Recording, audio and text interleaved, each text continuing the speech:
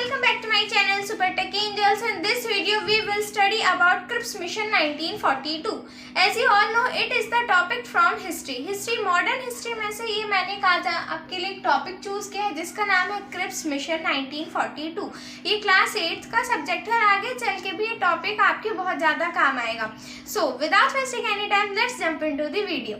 तो पहले हम देखेंगे कि क्रिप्स मिशन का रीज़न क्या है, क्रिप्स मिशन क्यों हुआ था. In the beginning of World War II, British forces had suffered heavy defeats at the hands of Japanese army. यानी वर्ल्ड वॉर सेकेंड के टाइम पे जो ब्रिटिश और मैं पहले आपको बता देती हूँ वर्ल्ड वॉर सेकेंड हुआ किसके बीच में था.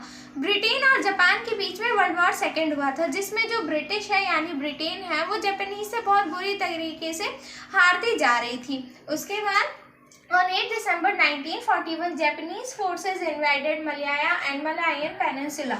The aircraft bombed Singapore and had invaded Hong Kong and Philippines. जैसे कि आपको पता है, मैंने आपको बताया कि जो ब्रिटेन और जापान के बीच में वर्ल्ड वॉर सेकेंड हो रहा था, जिसमें ब्रिटेन बहुत बुरी तरीके से हारती जा रही थी जापान से, जिसमें एक ब्रिटेन के पास में कुछ एरियाज आते हैं जैसे सिंगापुर आता है, फिलीपींस आता है, हांगकांग आता है. तो इन सारे एरियाज पे जापान ने बॉम्ब यानी एयरक्राफ्ट से अटैक कर दिया था, हम कह सकते हैं. तो जिस कारण सिंगापुर, हांगकांग और फिलीपींस जैसी कंट्री बहुत ज़्यादा लो हो गई थी इकोनॉमी में और वो मदद नहीं कर पा रही थी ब्रिटेन की वर्ल्ड वॉर सेकेंड के बारे में. नेक्स्ट है the most important reason due to which Japan was able to conquer these British colonies, यानी कि जो फिलीपींस, हांगकांग और सिंगापुर जैसी कॉलोनीज थी, इनको जो जापान ने कॉन्क्योर किया. तो इनका मेन रीज़न क्या था, क्यों जापान इतनी स्ट्रॉन्ग कंट्री हो गई थी और ब्रिटेन इतनी लो हो गई थी.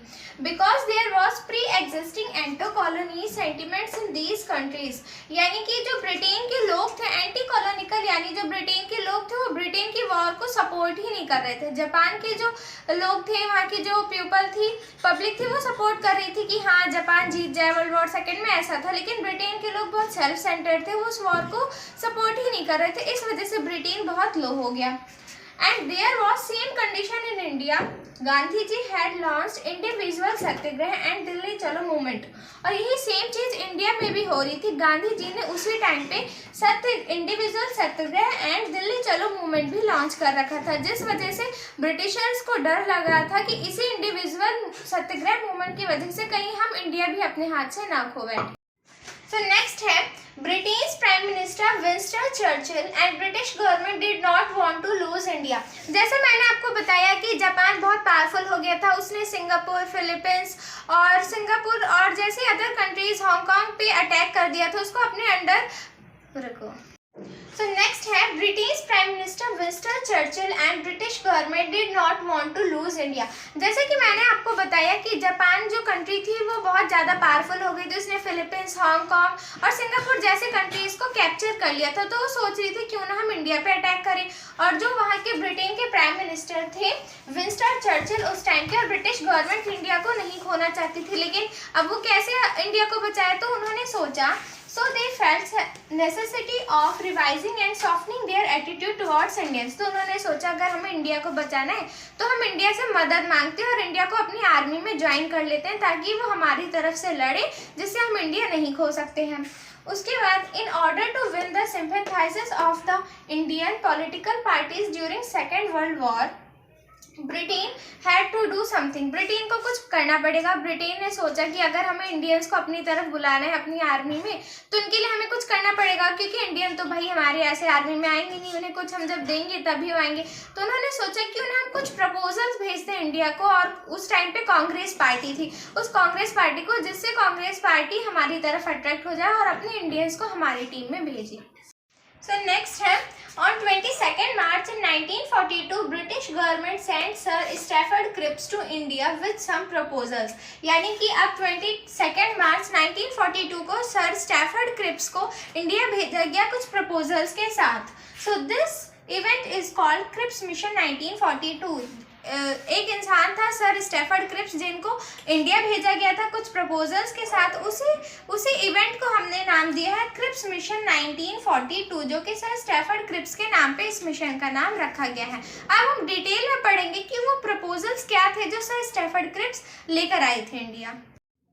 उन सारे प्रपोजल्स में से फर्स्ट प्रपोजल था डोमिनियन स्टेटस यानी कि this dominion would have the freedom to remain with British Commonwealth, यानी कि इस डोमिनियन स्टेटस में कहा गया था कि अगर हमें एक राइट है, अगर हमें ब्रिटिश के साथ इन्वॉल्व होना है तो हो सकते हैं, और अगर नहीं होना है तो हम अपनी मर्जी से उसे लीव भी कर सकते हैं। हम पे कोई ज़बरदस्ती नहीं थी कि हाँ हमें उन ब्रिटिश गवर्नमेंट का साथ देना ही देना है। उसके बाद नेक्स्ट था it would also be at liberty to take part in international organisation, ये भी डोमिनियन स्टेटस में आता है। उन्होंने कांग्रेस को एक राइट दिया कि जो इंटरनेशनल प्रोग्राम होंगे, इंटरनेशनल ऑर्गेनाइजेशंस होंगी, उसमें हम पार्टिसिपेट कर सकते हैं। जैसे कांग्रेस को अलाउ किया कि हाँ बाहर के हम किसी भी इंटरनेशनल ऑर्गेनाइजेशन में पार्टिसिपेट कर ले, हमें राइट मिल गया था खुद का अपनी कांग्रेस पार्टी चलाने का। लेकिन ये सारी चीज़ें कब, वर्ल्ड वॉर सेकेंड के बाद ही ये सारी चीज़ें हम कर सकते थे, उससे पहले नहीं कर सकते थे।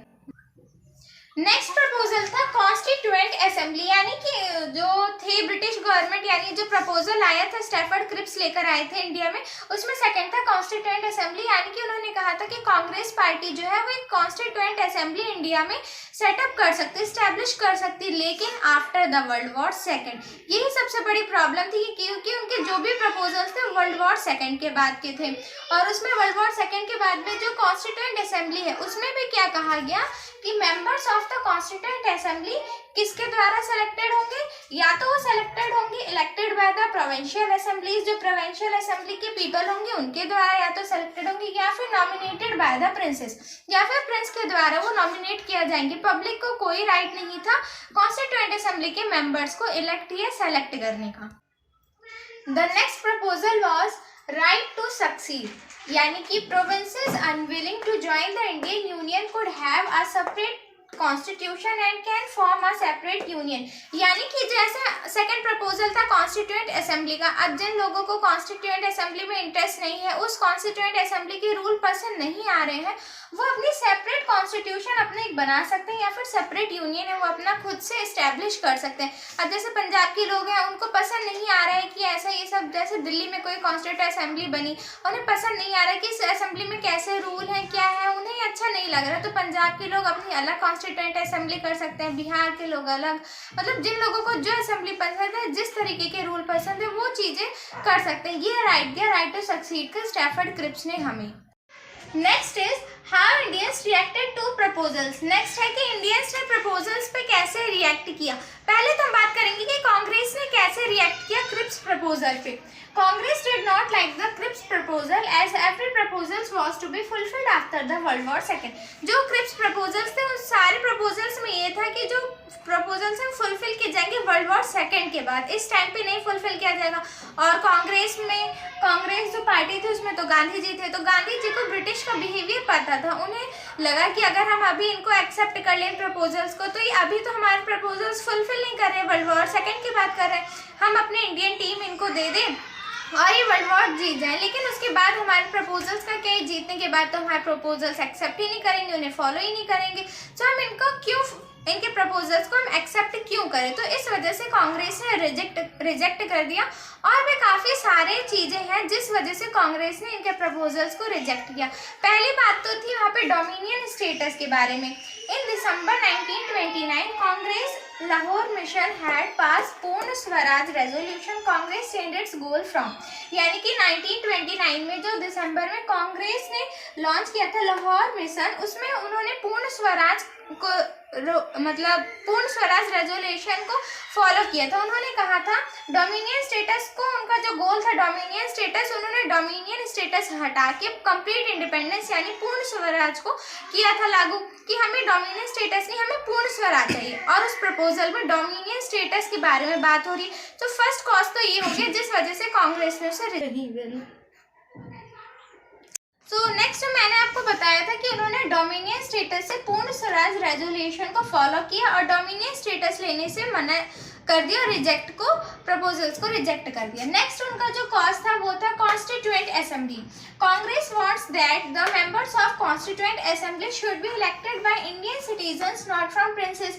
जैसे मैंने आपको बताया था कॉन्स्टिट्यूएंट असेंबली प्रपोजल्स में जो था वो असेंबली प्रोविंशियल असेंबलीज के पीपल या तो उसको इलेक्ट करेंगे कॉन्स्टिट्यूएंट असेंबली के मेंबर्स को, या फिर प्रिंस के द्वारा नॉमिनेट होंगे उसके members.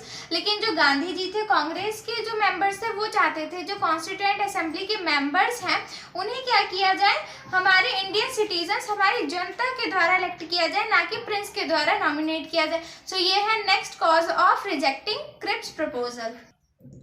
Next is right to succeed. Congress is not satisfied with this proposal. According to Gandhi ji, it is blueprint of partition. Gandhi ji के अकॉर्डिंग ये जो था प्रपोजल राइट टू सक्सीड वाला, वो इससे बिल्कुल नहीं सेटिस्फाइड थे, क्योंकि उनका कहना था इस प्रपोजल से इंडिया का पार्टीशन हो जाएगा। क्योंकि अब जैसे हमें कब बताया गया कि कॉन्स्टिट्यूएंट असेंबली अगर किसी स्टेट को नहीं अच्छी लग रही तो अपनी एक अलग कॉन्स्टिट्यूएंट असेंबली बना ले, ऐसे तो सारे स्टेट अलग अलग डिवाइड हो जाएंगे, जिससे इंडिया का पार्टीशन हो जाएगा, तो इंडिपेंडेंस का क्या ही फायदा होगा फिर। इस वजह से गांधी जी बहुत ज़्यादा डिससेटिस्फाइड थे इस प्रपोजल से। इस वजह से उन्होंने क्रिप्स प्रपोजल के सारे प्रपोजल्स को रिजेक्ट कर दिया। उसके बाद हम बात करते हैं मुस्लिम लीग की। मुस्लिम लीग का रिएक्शन कैसा रहा क्रिप्स प्रपोजल पे। Muslim League was not happy either because they want partition for their own country Pakistan, and in the proposal partition was allowed for only princely state। अब वो क्या चाहते थे, राइट टू सक्सीड में ये तो था कि हाँ हम अपना अलग एक मतलब कॉन्स्टिट्यूएंट बना सकते हैं, एक अलग रूल बना सकते हैं, अलग स्टेट, लेकिन उनका ये नहीं था कि अलग ही एक अपनी कंट्री बना ले, अलग कास्ट के लिए बना ले, अलग रिलीजन के लिए बना ले, ऐसा कुछ प्रपोजल में नहीं था। और मुस्लिम लीग क्या चाहती थी कि उनकी एक अलग मुस्लिम यानी पाकिस्तान एक कंट्री हो, तो उनका तो कोई प्रपोजल में कोई फायदा नहीं था। अलग कंट्री अलग कास्ट के बारे में तो कुछ दिया ही नहीं हुआ था जिससे मुस्लिम लीग को प्रॉफिट हो। तो मुस्लिम लीग ने इसको तो बिल्कुल ही रिजेक्ट कर दिया कि इसमें हमारे धर्म, हमारे लिए पाकिस्तान अलग कंट्री, हमारे लिए तो इसमें कुछ है ही नहीं, तो हम इसे एक्सेप्ट क्यों करें, हमारे इसमें क्या फ़ायदा है। तो मुस्लिम लीग ने इसको साफ ही रिजेक्ट कर दिया कि नहीं, हमें प्रपोजल बिल्कुल नहीं चाहिए। Next is it was rejected by both Congress and Muslim league. जैसे मैंने आपको बताया कि कांग्रेस और मुस्लिम लीग ने दोनों ने ही इसे रिजेक्ट कर दिया, किसी की एग्रीमेंट इस प्रपोजल को नहीं मिली। Sir Stafford Cripps went back on 11 April 1942। किसी भी प्रपोजल को, इनके किसी भी प्रपोजल को किसी ने एक्सेप्ट नहीं किया, किसी ने एग्रीमेंट नहीं दी, तो सर स्टैफर्ड क्रिप्स वापस चले गए। और वो कब गए, 11 अप्रैल 1942, और 22 मार्च 1942 को वो अपने प्रपोजल लेके आए थे। Next, Cripps mission was totally rejected, यानी क्रिप्स मिशन का जो रिजल्ट निकला वो रिजेक्टेड था। क्रिप्स मिशन टोटली फेल हो गया, जिसे किसी ने भी एक्सेप्ट नहीं किया। तो आई होप ये वीडियो आपको अच्छी लगी होगी, और अच्छी लगी तो please like share subscribe. Bye bye.